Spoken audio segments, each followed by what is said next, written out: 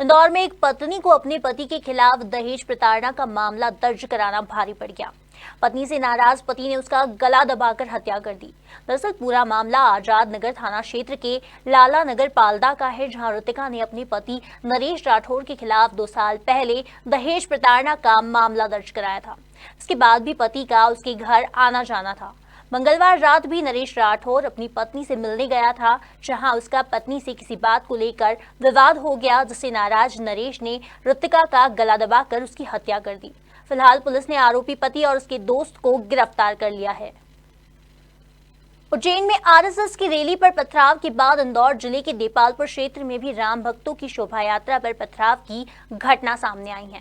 दरअसल देपालपुर के पास गौतमपुरा के चांदन खेड़ी में मंगलवार को हिंदू संगठन के कार्यकर्ताओं द्वारा शोभा यात्रा निकाली जा रही थी। इसी दौरान पत्थरबाजों की घटना से हड़कंप मच गया, जिसमें करीब 12 लोगों के घायल होने की खबर है। घटना की जानकारी लगते ही मौके पर भारी पुलिस बल पहुंच गया, जहां मशक्कत के बाद तनावपूर्ण स्थिति को नियंत्रित किया गया। एहतियातन के तौर पर बड़ी संख्या में पुलिस बल तैनात किया गया है। वहीं पुलिस ने त्वरित कार्रवाई करते हुए 35 लोगों को हिरासत में लिया है। शहर के सांसद शंकर लालवानी ने घटना को निंदनीय बताया है। उन्होंने दोषियों पर सख्त कार्रवाई के निर्देश दिए हैं। गौतमपुरा क्षेत्र में हुई पत्थरबाजी की घटना के बाद गौतमपुरा टीआई और सावेर एसडीओपी को हटाया गया।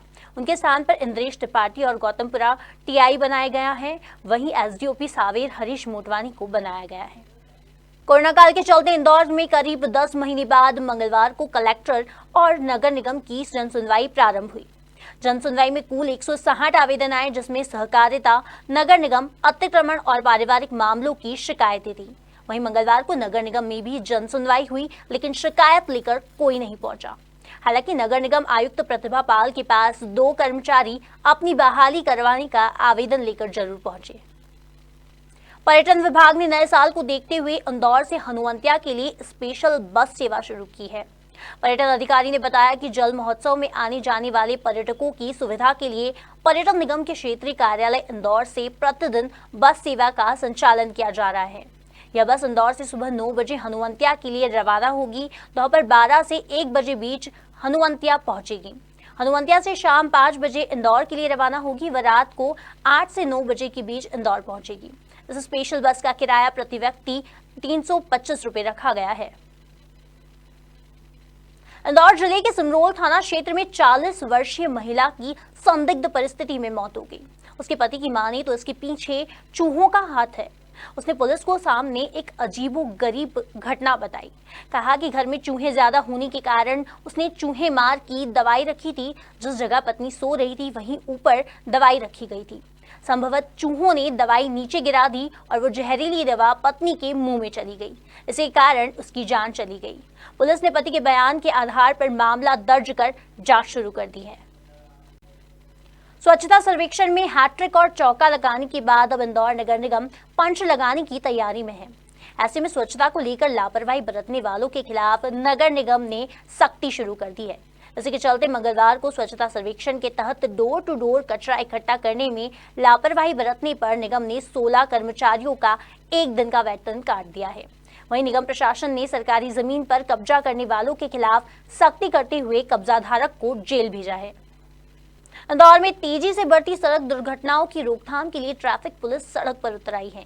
इसी के चलते रेडिसन चौराहे से स्टार चौराहे के बीच ट्रैफिक पुलिस ने 40 किलोमीटर प्रति घंटे की स्पीड का पालन न करने वाले वाहन चालकों के खिलाफ चालान बनाए। इस मार्ग पर लोग 70 से ऊपर की गाड़ी दौड़ा रहे थे। इसी दौरान एक युवक की स्पीड 91 की निकली तो उसका कोर्ट चालान बनाकर गाड़ी जब्त की गई। इंदौर में फर्जी आर्मी अधिकारी बनकर सब्जी व्यापारी से 19,000 रुपए की ठगी का मामला सामने आया है। महू कैंट का आर्मी अधिकारी बताकर एक व्यक्ति ने नेमावर रोड पर ऑर्गेनिक खेती करने वाले कारोबारी से 19,000 रुपए की सब्जी खरीदी। फिर उसे ऑनलाइन पेमेंट करने के नाम पर उसके कर्मचारी के खाते से 10,500 रुपए ट्रांसफर कर दिए। फिलहाल पीड़ित व्यापारी की शिकायत पर क्राइम ब्रांच ने टीम ने मामला दर्ज कर जांच शुरू कर दी है। इंदौर शहर में कपकपाती ठंड के बीच राहत की खबर यह है कि अब कोरोना संक्रमण की रफ्तार लगातार कम होती जा रही है। बात करें पिछले 24 घंटों की तो 223 नए कोरोना संक्रमण के मरीज सामने आए हैं। वहीं कोरोना महामारी से 4 लोगों की मौत हुई है। हालांकि अच्छी बात यह है कि सोमवार को 256 मरीज कोरोना की जंग जीतकर अपने घर लौट गए हैं। फिलहाल इंदौर में कोरोना संक्रमितों की संख्या 54,684 पर पहुंच गई है। वहीं अब तक 871 लोग अपनी जान गंवा चुके हैं। मध्य प्रदेश के मालवा निमाड़ में सर्दी और सितमगर हो गई है। जहां इंदौर शहर सोमवार का कोल्ड डे रहा तो मंगलवार का पूरा दिन सीवियर कोल्ड डे के रूप में बीता।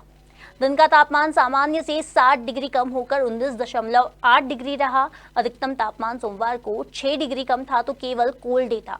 3 से 4 घंटे किलोमीटर प्रति घंटे की रफ्तार से हवा चली तो धूप में भी निस्तेज हो गई। गर्म कपड़ों के बिना घर से निकलना मुश्किल था। ठंड बढ़ने से किसानों के लिए खासी परेशानी का सामना करना पड़ा। ठंड से बचने के लिए किसान व लोग अलाव जला रहे हैं। लोग दोपहर में भी गर्म कपड़े पहने नजर आए।